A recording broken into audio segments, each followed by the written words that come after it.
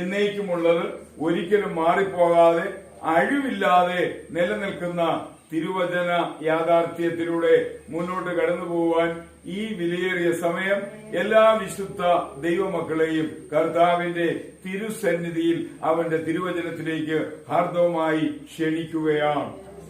വിശുദ്ധ വേദപുസ്തകം പുതിയ നിയമം, അതിൽ അപ്പോസ്തലനായ പൗലോസിന്റെ ലേഖന പരമ്പര നമുക്ക് കാണുവാൻ സാധിക്കുന്നു. പൗലോസ് അപ്പോസ്തലന്റെ പേര് പറഞ്ഞ് എഴുതിയിരിക്കുന്ന 13 ലേഖനങ്ങളും പേര് പറയാതെ സാഹചര്യ തെളിവിൽ എബ്രായ ലേഖനമടക്കം 14 ലേഖനങ്ങൾ അപ്പോസ്തലനായ പൗലോസിന്റെ ദൈവസന്നിധിയിലെ ദർശനമാണ് എന്ന് നമുക്ക് കാണുവാൻ സാധിക്കുന്നു. അതിൽ ഫിലിപ്പിയർക്ക് എഴുതിയ പൗലോസ് അപ്പോസ്തലന്റെ ലേഖനം 2-ാം അധ്യായം അതിന്റെ 6 മുതൽ 8 വരെയുള്ള വാക്യങ്ങൾ ഈ സമയം നമുക്ക് തിരുസന്നിധിയിൽ ഒന്ന് ചിന്തിക്കാം. ഫിലിപ്പിയ ലേഖനം 2-ാം അധ്യായം അതിന്റെ 6 മുതൽ 8 വരെയുള്ള വാക്യങ്ങൾ. ഈ 6 മുതൽ 8 വരെയുള്ള വാക്യങ്ങൾ നമ്മൾ വായിക്കുമ്പോൾ കർത്താവായ യേശു ക്രിസ്തു സ്വർഗത്തിൽ സിംഹാസനത്തിൽ നിന്ന് 7 സ്റ്റെപ്പുകൾ, 7 പടികൾ ഭൂമിയിലേക്ക് ഇറങ്ങിയാണ് മനുഷ്യരാശിയുടെ രക്ഷയ്ക്ക് വേണ്ടി വന്നത് എന്ന കാര്യം നമുക്ക് വായിക്കുമ്പോൾ മനസ്സിലാക്കുവാൻ കഴിയുന്നു. അങ്ങനെ 7 പടികൾ, 7 സ്റ്റെപ്സ് സ്വർഗത്തിൽ നിന്ന് ഈ ഭൂമിയിലേക്ക് കർത്താവായ യേശു ഇറങ്ങി വന്ന് നമ്മളെ രക്ഷിച്ചതിന് ശേഷം 7 സ്റ്റെപ്സ് മുകളിലേക്ക്, ഔന്നത്യത്തിലേക്ക്, സ്വർഗത്തിലേക്ക്, ഉന്നതിയിലേക്ക് ഇറങ്ങി വന്ന സ്ഥലത്തേക്ക് മടങ്ങിപ്പോയതായിട്ട് നമുക്ക് കാണുവാൻ സാധിക്കുന്നു. അതുകൊണ്ട് ഈ പരിസ്ഥിതിയിൽ ഞാൻ ഈ നിസ്സാരമായ ഒരു ചിന്ത നിങ്ങളുടെ മനസ്സിലേക്ക് കൊണ്ടുവരികയാണ്. കർത്താവായ യേശു ക്രിസ്തു സ്വർഗത്തിൽ നിന്ന് 7 പടികൾ ഇറങ്ങി ഈ ഭൂമിയിലേക്ക് വരികയും വീണ്ടും 7 പടികൾ ഈ ഭൂമിയിൽ നിന്ന് കയറി കർത്താവായ യേശു ക്രിസ്തു വന്ന സ്ഥലത്തേക്ക് പോവുകയും ചെയ്തു എന്ന് കാണുവാൻ സാധിക്കുന്നു. അതിൽ ഒന്നാമത് കർത്താവായ യേശു ക്രിസ്തു 7 പടികൾ സ്വർഗത്തിൽ നിന്ന് ഇറങ്ങിയാണ് ഈ ഭൂമിയിലേക്ക് വന്നത്. ഫിലിപ്പിയ ലേഖനം 2-ാം അധ്യായം അതിന്റെ 6 മുതൽ 8 വരെയുള്ള വാക്യങ്ങളിൽ നമ്മൾ ഇങ്ങനെ വായിക്കുന്നു. അതിന്റെ 5 മുതലുള്ള വാക്യങ്ങൾ ഞാൻ വായിക്കാം. ക്രിസ്തു യേശുവിന് ഉണ്ടായിരുന്ന അതേ മനോഭാവം തന്നെ നിങ്ങളിലും ഉണ്ടായിരിക്കട്ടെ. അവൻ ദൈവരൂപത്തിൽ ആയിരുന്നിട്ടും ദൈവത്തോടുള്ള സമത്വം മുറുകെ പിടിച്ചുകൊള്ളണം എന്ന് ചിന്തിക്കാതെ സ്വയം ശൂന്യമാക്കി മനുഷ്യരൂപം സ്വീകരിച്ച് മനുഷ്യ സാദൃശ്യത്തിലായി മനുഷ്യരൂപത്തിൽ തന്നെ താഴ്ത്തി മരണത്തോളം, ക്രൂശിലെ മരണത്തോളം തന്നെ അനുസരണമുള്ളവരായി തീർന്നു. ഇവിടെ കർത്താവായ യേശു ക്രിസ്തു ഈ ഭൂമിയിൽ മനുഷ്യരാശിയുടെ രക്ഷയ്ക്ക് വേണ്ടി വന്നത് 7 പടികൾ ഇറങ്ങിയാണ് എന്ന് കാണുവാൻ സാധിക്കുന്നു. അതുകൊണ്ട് വാത്സല്യമുള്ള ദൈവമക്കളെ, ഈ ഇറങ്ങി വന്ന 7 പടികൾ നമുക്ക് തിരുസന്നിധിയിൽ ചിന്തിക്കാം. അതിനായി കർത്താവ് സഹായിക്കുമാറാകട്ടെ. മാറ്റമില്ലാത്ത രക്ഷകനായ കർത്താവിന്റെ ആ വചനത്തിലേക്ക് നമ്മളൊന്ന് കടന്നു പോവുകയാണ്. പ്രിയ ദൈവമക്കളെ, ഒന്നാമത് കർത്താവായ യേശു ക്രിസ്തു മനുഷ്യ രൂപത്തിലേക്ക് കടന്നു വരികയാണ്. താൻ ദൈവരൂപത്തിലായിരിക്കെ എന്ന് പറഞ്ഞു കഴിഞ്ഞാൽ ദൈവം തന്നെ ആയിരിക്കെ ആ അനുഭവത്തിൽ നിന്ന് മനുഷ്യന്റെ ഒരു ഭാവത്തിലേക്ക്, മനുഷ്യന്റെ സാദൃശ്യത്തിൽ ആയി അവൻ കടന്നു വരികയാണ് എന്ന് പറയുമ്പോൾ നമുക്ക് വളരെ എളുപ്പത്തിൽ മനസ്സിലാകും. മറിയാമിൽ നിന്ന് കർത്താവായ യേശു ക്രിസ്തു ഒരു ശരീരം എടുത്തതാണ് മനുഷ്യരൂപത്തിൽ ആകുന്ന ആ ഒരു സാഹചര്യത്തെ വിശുദ്ധ വേദപുസ്തകത്തിൽ നമുക്ക് കാണുവാൻ സാധിക്കുന്നു.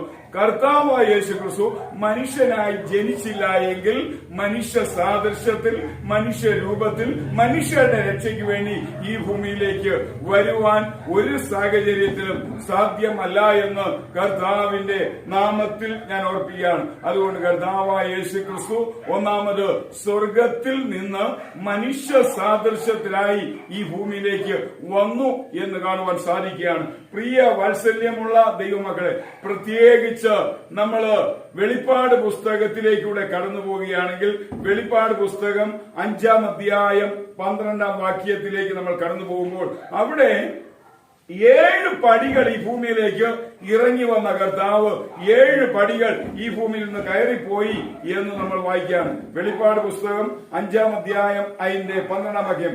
അവർ അത്യുച്ചത്തിൽ അറുക്കപ്പെട്ട കുഞ്ഞാട് ശക്തിയും ധനവും ജ്ഞാനവും ബലവും ബഹുമാനവും മഹത്വവും സ്തോത്രവും ഇത്രയും കാര്യങ്ങൾ സ്വീകരിപ്പാൻ യോഗ്യരായി. പ്രിയ ദൈവമക്കളെ, ഇന്ന് തൽക്കാലം കർത്താവിന്റെ നാമത്തിൽ ഞാൻ പറയട്ടെ, നമുക്കൊരു താഴ്ചയുണ്ടെങ്കിൽ നമുക്കൊരു ഉയർച്ച ഉണ്ടാകും. ആമേൻ, ഹല്ലേലൂയ.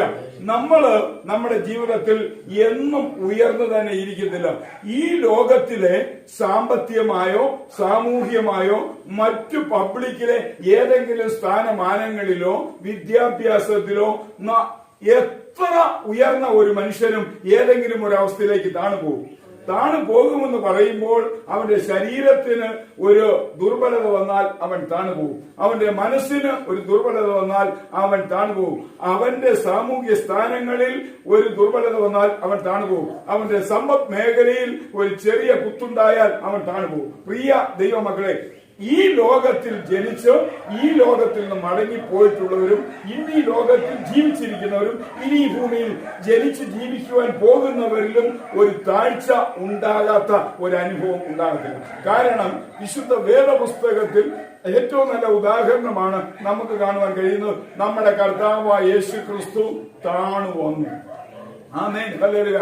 അവൻ സ്വർഗത്തിൽ തന്റെ ഔദ്യോഗിക സ്ഥാനമാന സിംഹാസനങ്ങളെ ഒരു രീതിയിലും ഒഴിച്ചിടാതെ അവിടെ തന്നെ ഇരുന്നു കൊണ്ടായിരുന്നെങ്കിൽ നമ്മൾ രക്ഷപ്പെടത്തില്ലായിരുന്നു. ആമേൻ, പ്രിയ ദൈവമകളെ, അതുകൊണ്ടാണ് കർത്താവായ യേശു ക്രിസ്തു മറിയാമിന്റെ ഉദരത്തിലൂടെ ഒരു മനുഷ്യ ശരീരം സ്വീകരിച്ച് സ്വർഗീയ സിംഹാസന സ്ഥാന പദവി എല്ലാ മഹിമകളെയും മാറ്റിവെച്ച് ഈ ഭൂമിയിലേക്ക് വന്നത്. അതുകൊണ്ടാണ് അവൻ ഇത്രമാത്രം കഷ്ടം, ത്യാഗം, പ്രയാസം, പ്രശ്നം, പ്രതിസന്ധി, അവസാനം പീലാത്തോസിന്റെ ചേംബറിലുള്ള ആ പ്രോസിക്യൂഷൻ, ഒടുവിൽ കുരിശു മരണം പോലും അവന് കൈവരിക്കേണ്ടി വന്നത്, അവൻ കടന്നു പോയത് എന്ന് കാണാൻ സാധിക്കും. ഇതെല്ലാം അവന്റെ താഴ്ചയുടെ ഭാഗമായി നമുക്ക് കാണുവാൻ സാധിക്കുന്നു. പ്രിയ വാത്സല്യമുള്ള ദൈവമക്കളെ, നമ്മുടെ ജീവിതത്തിലും നമ്മൾ താഴ്ചയിലൂടെ പോയാൽ എന്നെങ്കിലും നമ്മൾ ഉയരും. ആമേൻ, ഹല്ലേലൂയ. നമ്മുടെ ജീവിതത്തിൽ എന്നും നമുക്ക് താഴ്ച ഉണ്ടായിരിക്കുന്നില്ല. അതുകൊണ്ടാണ് പണ്ട് പോലെ ആൾക്കാർ പറയുന്നത്, ഇപ്പോൾ നിങ്ങൾക്ക് ഈ വിധമായ പ്രയാസമാണെങ്കിലും നിങ്ങളുടെ മക്കളുടെ കാലത്തെങ്കിലും നിങ്ങൾക്കൊരു ഉയർച്ച കഴിയും, നിങ്ങളുടെ കൊച്ചുമക്കളുടെ കാലത്തെങ്കിലും നിങ്ങൾക്കൊരു ഉയർച്ച ഉണ്ടാകുമെന്ന് സാധാരണ പണ്ട് പോലെ ആൾക്കാർ പറയുന്നത് നമ്മുടെ ജീവിതത്തിൽ ഒരു കാരണവശാലും നമ്മൾ നിസ്സാരമായിട്ട് കാണേണ്ട. അതുകൊണ്ട് പ്രിയ വാത്സല്യമുള്ള ദൈവമകളെ, നമ്മൾ ഈ ഭൂമിയിൽ നിന്ന് തിരിച്ചു പോകുന്നതിന് മുമ്പായി നമ്മുടെ താഴ്ചയെ മാറ്റി ദൈവം നമ്മളെ ഉയർത്തുവാൻ മതിയായ ദൈവമാണെന്ന് കർത്താവായ യേശു ക്രിസ്തുവിന്റെ നാമത്തിൽ ഇന്ന് പ്രകാരം ഞാൻ ഓർപ്പിക്കുകയാണ്. ആ ഫിലിപ്പിയ ലേഖനത്തിൽ നമ്മൾ വായിച്ചത് നമുക്ക് ഒന്നുകൂടെ ഒന്ന് വായിക്കാം. അവൻ ദൈവരൂപത്തിൽ ആയിരുന്നിട്ടും, അവൻ ദൈവമായിരുന്നിട്ടും, അവൻ കർത്താവായിരുന്നിട്ടും, അവൻ രക്ഷകനായിരുന്നിട്ടും, അവൻ ഉന്നത സ്ഥാനത്തിരുന്നിട്ടും, അവൻ ദൈവ രൂപത്തിൽ ആയിരുന്നിട്ടും ദൈവത്തോടുള്ള സമത്വം എന്ന് പറഞ്ഞു കഴിഞ്ഞാൽ വിശുദ്ധ ബൈബിളിൽ ആദ്യം മുതൽ അവസാനം വരെ ദൈവത്തെ നമുക്ക് ത്രിത്വ സങ്കല്പ വിശ്വാസ ചിന്തയിലാണ് കാണുവാൻ സാധിക്കും. നാം നമ്മുടെ സാദൃശ്യത്തിൽ അവിടെ തന്നെ ആ ദൈവിക ത്രിത്വത്തിന്റെ ആ ബഹു ഉച്ചാരണം നമുക്ക് കാണുവാൻ സാധിക്കുന്നു. പിതാവ്, പുത്ര, പരിശുദ്ധാത്മാവ് എന്നുള്ള ത്രിയേക ബന്ധത്തിന്റെ അടിസ്ഥാനത്തിലാണ് നമ്മൾ വേദപുസ്തകത്തിൽ ആദ്യം മുതൽ അവസാനം വരെ കാണുവാൻ സാധിക്കുന്നത്. അതുകൊണ്ട് അവൻ ദൈവരൂപത്തിൽ ആയിരുന്നിട്ടും ദൈവത്തോടുള്ള സമത്വം മുറുകെ പിടിക്കണം എന്ന് ചിന്തിക്കാതെ ആ സിംഹാസനത്തിൽ നിന്ന് ഇറങ്ങണ്ട എന്ന് അവൻ ചിന്തിച്ചില്ല. ആ സിംഹാസനത്തിൽ നിന്ന് എഴുന്നേൽക്കണ്ട അവൻ ചിന്തിച്ചില്ല. ആ സിംഹാസനം വിട്ട് പോരേണ്ട എന്നവൻ ചിന്തിച്ചില്ല. പ്രിയ ദൈവമക്കളെ, വീണ്ടും നമ്മൾ നോക്കുമ്പോൾ സ്വയം ശൂന്യമാക്കി എന്ന് പറഞ്ഞു കഴിഞ്ഞാൽ തന്നെ സ്വയം സമർപ്പിച്ചു, തന്നെ സ്വയം ഏൽപ്പിച്ചു കൊടുത്തു. അതാണ് നമുക്ക് ഗെത്സമന തോട്ടത്തിൽ നിന്ന് പ്രാർത്ഥന കഴിഞ്ഞ് കർത്താവായ യേശു ക്രിസ്തു ഇറങ്ങി വരുന്നു. ആ സമയത്ത് യൂദ ഇസ്കരിയോത്താവ് യേശുവിനെ പട്ടാളക്കാർക്ക് തിരിച്ചറിയാനായിട്ട് ചുംബനം കൊടുത്ത് ഒരു ഐഡന്റിഫിക്കേഷൻ അവിടെ വേർതിരിക്കുകയാണ്. അപ്പോൾ എന്നെയാണ് നിങ്ങൾ പിടിക്കാൻ വരുന്നതെങ്കിൽ ഇവര് എന്തിനാണ് എന്ന് കർത്താവ് യേശുവോട് ചോദിക്കുന്ന ഒരു കാര്യമുണ്ട്. പ്രിയ വാത്സല്യമുള്ള ദൈവമക്കളെ, എന്നെ നിങ്ങൾ ഈസി ആയിട്ട് പിടിച്ചോ, ഞാൻ നിങ്ങളുടെ ആ പിടിക്ക് ഒരിക്കലും നിന്ന് തരാത്ത അവസ്ഥയിലേക്ക് പോകുന്നില്ല. നിങ്ങൾക്ക് ബലാത്കാരം അല്ലെങ്കിൽ ആയുധ പട്ടാള സന്നാഹത്തോടെ എന്നെ നിങ്ങൾ പിടിക്കേണ്ട ആവശ്യമില്ല. നിങ്ങൾ ഈ വാളും വടിയായിട്ട് വന്നിരിക്കുന്ന എന്തിനാണ്? ഞാനൊരു കള്ളനല്ല, ഞാനൊരു കവർച്ചക്കാരനല്ല, ഞാനൊരു പിടിച്ചുപറിക്കാരനല്ല, ഞാനൊരു മോഷ്ടാവല്ല, ഞാനൊരു കൊലയാളിയല്ല, ഞാൻ ആർക്കും എതിരായിട്ടുള്ള ഒരു മനുഷ്യനല്ല. എന്നെ നിങ്ങൾക്ക് പിടിക്കണമെങ്കിൽ ഈ വാളും വടിയുമായി വന്നു നിൽക്കുന്ന ഈ പട്ടാളം എന്തിന്?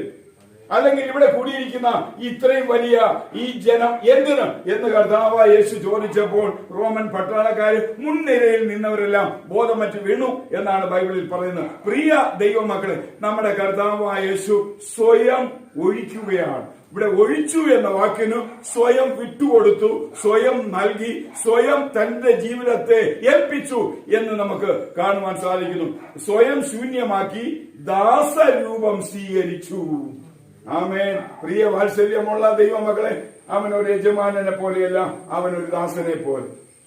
പ്രിയ വാത്സല്യമുള്ള ദൈവമക്കളെ, അതിന്റെ എളിമത്വമാണ് നമുക്ക് കാണുവാൻ സാധിക്കുന്നത്. അവൻ ഓശാന ഞായറാഴ്ച ഒരു കഴുതക്കുട്ടിമേൽ യെരൂശലേമിലേക്ക് കയറി പോവുകയാണ്. പ്രിയ വാത്സല്യമുള്ള ദൈവമക്കളെ, ഒരു സാധാരണക്കാരനെ പോലെ അതിനോട് താതാത്മ്യപ്പെടുന്ന രീതിയിൽ കർത്താവായ യേശു ക്രിസ്തു സ്വയം ശൂന്യമാക്കി ദാസരൂപം സ്വീകരിച്ച് മനുഷ്യ സാദൃശ്യത്തിലായി എന്ന് പറഞ്ഞു കഴിഞ്ഞാൽ മനുഷ്യന്റെ ശരീരത്തിലെ നാഡീ ഞരമ്പുകളും രക്തവും മാംസവും എല്ലാം ഉള്ള ഒരു വ്യക്തിയാണ്. അതുകൊണ്ടാണ് കർത്താവായ യേശു തലയും തലമുടിയും വളർത്തിയിരുന്ന നാസീർ വൃത്തക്കാരനാണ് എന്ന് വേദപുസ്തക ചരിത്രത്തിൽ നമുക്ക് കാണാൻ സാധിക്കുന്നു. യേശുവിനെ പിടിച്ച ചിലർ അവന്റെ വളർത്തിയ താടി രോമത്തെ പിടിച്ച് അവന്റെ രോമം പറിച്ച അനുഭവം നമുക്ക് കാണുവാൻ സാധിക്കുന്നു. പ്രിയ വാത്സല്യമുള്ള ദൈവമക്കളെ, യേശുവിന്റെ മുഖത്തെ നീളമുള്ള രോമങ്ങൾ പിടിച്ചു പിഴുത് ആ രോമക്കുത്തിലൂടെ രക്തം ഒഴുകിയ പാടുകൾ പോലും പലരും കാണുകയുണ്ടായി. പ്രിയ വാത്സല്യമുള്ള ദൈവമക്കളെ, ഈ റോമൻ ദൃക്സാക്ഷി വിവരണത്തിൽ യേശുവിന്റെ മുഖത്ത് കണ്ട രക്തം, കണ്ണിന്റെ കൃഷ്ണമണിക്ക് താഴെ കവിൾ തടങ്ങളിൽ കണ്ട രക്തം, അവന്റെ രോമം പിഴുതപ്പോൾ ഉള്ളതും മുൾമുടി വെച്ചപ്പോൾ അവന്റെ നെറ്റിത്തടത്തിൽ കാണപ്പെട്ട രക്തവുമാണെന്നാണ് ഒരു റോമൻ ചരിത്രകാരനായ ലെൻതുലാസ് എന്ന് പറയുന്ന ദൃക്സാക്ഷി വിവരണം നൽകിയ ആ മനുഷ്യൻ പറയുന്നത്. അതുകൊണ്ട് പ്രിയ ദൈവമക്കളെ, അത്രമാത്രം യേശുവിനെ അവര് പീഡിപ്പിച്ചു. ഇവിടെ കർത്താവായ യേശുവിനെ കുറിച്ച് അപ്പോസ്തലനായ പൗലോസ് പറയും, സ്വയം ശൂന്യമാക്കി ദാസരൂപം സ്വീകരിച്ച് മനുഷ്യ സാദൃശ്യത്തിൽ മനുഷ്യന്റെ എല്ലാ ഇച്ഛയോടുകൂടി എല്ലാ ഭാവങ്ങളോടും കൂടി പാപമൊഴിയെ. മനുഷ്യനിലുള്ള തിന്മ, പാപം എന്ന് പറയുന്നത് ഒന്ന് മാത്രം കർത്താവായ യേശുവിൽ ഇല്ലാത്ത അനുഭവത്തിൽ ബാക്കിയെല്ലാം മനുഷ്യന്റെ അതേ അവസ്ഥയിലാണ്. മനുഷ്യരൂപത്തിൽ തന്നെത്താൻ താഴ്ത്തി മരണത്തോളം, ക്രൂശിലെ മരണത്തോളം അനുസരണമുള്ളവനായി തീർന്നു. ഒരു പ്രതികരണവും ഒരു പ്രതിഷേധവും ഒരു എതിർപ്പും കർത്താവായ യേശുവിന്റെ ഈ ലോകത്തിലേക്കുള്ള വരവിൽ ഉണ്ടായിട്ടില്ല. ഇനി നമ്മളൊന്ന് ശ്രദ്ധിച്ചാൽ അതുകൊണ്ട് ദൈവം അവനെ ഏറ്റവും അധികം ഉയർത്തി. ആമേൻ. അതാണ് ഞാൻ പറയുന്നത്. കർത്താവായ യേശു ക്രിസ്തു സ്വർഗ സിംഹാസനത്തിൽ ഇരിക്കുമ്പോൾ 7 steps from heaven to earth, ഭൂമിയിലേക്ക് 7 പടികൾ ഇറങ്ങി. എന്നാൽ നമ്മൾ വെളിപ്പാട് പുസ്തകത്തിലേക്ക് ചെല്ലുമ്പോൾ ആ 7 പടികൾ ഇറങ്ങി ഭൂമിയിലേക്ക് വന്ന് സ്വയം സമർപ്പിച്ച് സ്വയം ശൂന്യമാക്കി കുരിശിലെ മരണത്തോളം താഴ്മയോടെ അനുസരണമുള്ളവനായി തീർന്നതിനാൽ ദൈവം അവനെ ഏറ്റവും ഉയർത്തി. അതാണ് വെളിപ്പാട് പുസ്തകം 5, 7 അധ്യായങ്ങളുടെ 12 വാക്യങ്ങളിൽ നമ്മൾ വായിക്കുന്നത്. 5-ാം അധ്യായം അതിന്റെ 12-ാം വാക്യം, 7-ാം അധ്യായത്തിന്റെ 12-ാം വാക്യം. ആമേൻ. നമ്മുടെ ദൈവത്തിന് എന്നേക്കും സ്തുതിയും മഹത്വവും ജ്ഞാനവും സ്തോത്രവും ബഹുമാനവും ശക്തിയും ബലവും ആമേൻ എന്ന് പറയുക. അപ്പോൾ 7 പടികൾ താഴോട്ടിറങ്ങി വന്ന കർത്താവ് 7 പടികൾ കയറി. ഇതിനെയാണ് നിങ്ങളിപ്പോൾ അങ്ങോട്ട് നോക്കുകയാണെങ്കിൽ അവിടെ അസംഷൻ മാർത്തോമാ ചർച്ച്, ആരോഹണ പള്ളി എന്നാണ് അതിന്റെ അർത്ഥം. പ്രിയ ദൈവമക്കളെ, ഈ വാക്യത്തിനെ ബേസ് ചെയ്താണ് ആ ബോർഡിൽ അസംഷൻ അല്ലെങ്കിൽ ലോകത്തിൽ എവിടെയും നമുക്ക് ഈ വാക്കുകൾ കാണുവാൻ സാധിക്കും. ആരോഹണം. അപ്പൊ കർത്താവായ യേശു ക്രിസ്തു ഈ ഭൂമിയിലേക്ക് 7 പടികൾ ഇറങ്ങി വന്നിട്ട് ഈ ഭൂമിയിൽ നിന്ന് 7 പടികൾ കയറിയാണ് സ്വർഗത്തിലേക്ക് പോകുന്നതിന്. അതിനെയാണ് ആരോഹണം, അസംഷൻ എന്ന് പറയുന്നത്. പ്രിയ വാത്സല്യമുള്ള ദൈവമക്കളെ, നമ്മുടെ ജീവിതത്തിലും ഈ ഒരു അനുഭവമുണ്ട്. ആമേൻ. നമ്മൾ ഈ ഭൂമിയിൽ ക്രൈസ്തവ വിശ്വാസ ജീവിതം നയിക്കുമ്പോൾ നമുക്ക് ഒത്തിരി താഴ്ചകൾ ഉണ്ടാകും, നമുക്കൊത്തിരി താണ അനുഭവം ഉണ്ടാവും. എന്നാൽ ഒരു ദിവസം കർത്താവായ യേശു ക്രിസ്തുവിന്റെ ആ ആഗമനത്തിൽ നമുക്കും ഒരു അസംഷൻ ഉണ്ടാവും. ആമേൻ. ഇതാണ് നമ്മുടെ ക്രിസ്തീയ വിശ്വാസം. ആ സമയം കൊരിന്ത്യ ലേഖനത്തിൽ പൗലോസ് അപ്പോസ്തലൻ പറയുന്നത്, മരിച്ചവർ ഉയർക്കുന്നില്ലെങ്കിൽ വിശ്വാസം വ്യർത്ഥമത്രേ, അധ്വാനം വ്യർത്ഥമത്രേ, കഷ്ടപ്പാട് വ്യർത്ഥമത്രേ, ആരാധന വ്യർത്ഥമത്രേ, ആലയം വ്യർത്ഥമത്രേ, ദൈവിക ചിന്ത സങ്കല്പങ്ങൾ എല്ലാം വ്യർത്ഥമത്രേ. ആമേൻ. അങ്ങനെ വ്യർത്ഥമല്ല, നമ്മുടെ വിശ്വാസത്തിന് ഒരു ആഴമേറിയ അസ്തിത്വമുണ്ട്. ആമേൻ. ആ ആഴമേറിയ അസ്തിത്വം എന്ന് പറയുന്നതാണ് ഒരിക്കൽ നമ്മുടെ കർത്താവായ യേശുവിന്റെ ആഗമനത്തിൽ നമുക്ക് ഒരു അസംഷൻ, ആരോപണമുണ്ടാകും. ആമേൻ. ഹല്ലേലൂയ. താഴ്ചയുള്ള ഈ ലോകത്തിന്റെ എല്ലാ താഴ്ചകളിൽ നിന്നും മാറി നമ്മള് ഉന്നതമായ ഉയർന്ന ഒരു അനുഭവത്തിൽ കർത്താവായ യേശുവിന്റെ തിരുസന്നിധിയിൽ എത്തിച്ചേരും. അങ്ങനെയെങ്കിൽ വാത്സല്യമുള്ള ദൈവമകളെ, നമ്മുടെ ജീവിതം അതിനുവേണ്ടിയാണ് എന്നുള്ള കാര്യത്തിൽ നമ്മൾ ഒരിക്കലും തർക്കമില്ലാത്ത അനുഭവത്തിലൂടെ മുന്നോട്ട് പോകണം എന്ന് കർത്താവായ യേശു ക്രിസ്തുവിന്റെ നാമത്തിൽ ഞാൻ ഓർപ്പിക്കട്ടെ. ഫിലിപ്പിയ ലേഖനം 2-ാം അധ്യായം 6-ാം വാക്യത്തിൽ അവന്റെ താഴ്ച എന്ന് പറയുമ്പോൾ അതിനകത്ത് ബെനിഫിറ്റ് എന്നൊരു വാക്കുകൂടി ഉപയോഗിച്ചിട്ടുണ്ട്. പ്രിയ ദൈവമക്കളെ, ആ താഴ്ചയിൽ അവൻ ഒരു പ്രതിഫലം കണ്ടു. ആമേൻ. അതിൽ അവൻ ഉയർച്ച കണ്ടു, അതിൽ അവൻ ഒരു ഉന്നതി കണ്ടു എന്ന് കാണുവാൻ സാധിക്കും. ഇവിടെ നമ്മൾ നോക്കുമ്പോൾ ഹിംസൽ സ്ലേവ്, അവൻ സ്വയം താഴ്ചയിലൂടെ ഒരു അടിമയ്ക്ക് തുല്യനായി കടന്നുപോയി എന്ന് കാണുവാൻ സാധിക്കുന്നു. അതുകൊണ്ട് ഞാൻ പറയട്ടെ, നമ്മുടെ കർത്താവായ യേശു എത്ര മഹാനാണ്, എത്ര വലിയവനാണ്, എത്ര ശക്തനാണെന്ന് കർത്താവിന്റെ നാമത്തിൽ ഞാൻ ഓർപ്പിച്ച് ഇന്ന് പൽക്കാലം തിരുസന്നിധിയിൽ നമ്മുടെ ജീവിതത്തെ ഏൽപ്പിക്കുകയാണ്. പ്രിയ വാത്സല്യമുള്ള ദൈവമക്കളെ, കർത്താവായ യേശുവിനെ കുറിച്ച് പറയുമ്പോൾ ബിക്കം ഒബീഡിയന്റ്, അവൻ അനുസരണമുള്ളവനായി തീരുകയാണ്. ആമേൻ. അതുകൊണ്ട് പ്രിയ ദൈവമക്കളെ, ഈ ഭൂമിയിലെ നമ്മുടെ ആത്മീയ വിശ്വാസ ജീവിതത്തിൽ നമ്മളാൽ ദൈവത്തെ അനുസരിച്ച് അനുസരണത്തിലൂടെ മുന്നോട്ട് പോയാൽ നമുക്കൊരു കാര്യം കാണുവാൻ സാധിക്കുന്നു. കർത്താവായ യേശു ആ അനുസരണത്തിലൂടെ മുന്നോട്ട് പോയതിന്റെ പോയിന്റ് എന്താണെന്ന് ചോദിച്ചാൽ അവന്റെ മരണമാണ്. മരണം വരെ അനുസരണമുള്ളവനായി തികഞ്ഞ് അവൻ മുന്നോട്ട് പോയതുകൊണ്ട് അവന് കിട്ടിയത് ഹൈലി ഹോണേർഡ് ഹിം, അവനെ അത്യുന്നതമായ ഒരു ബഹുമാനം നൽകി ആദരിച്ചു. ആമേൻ.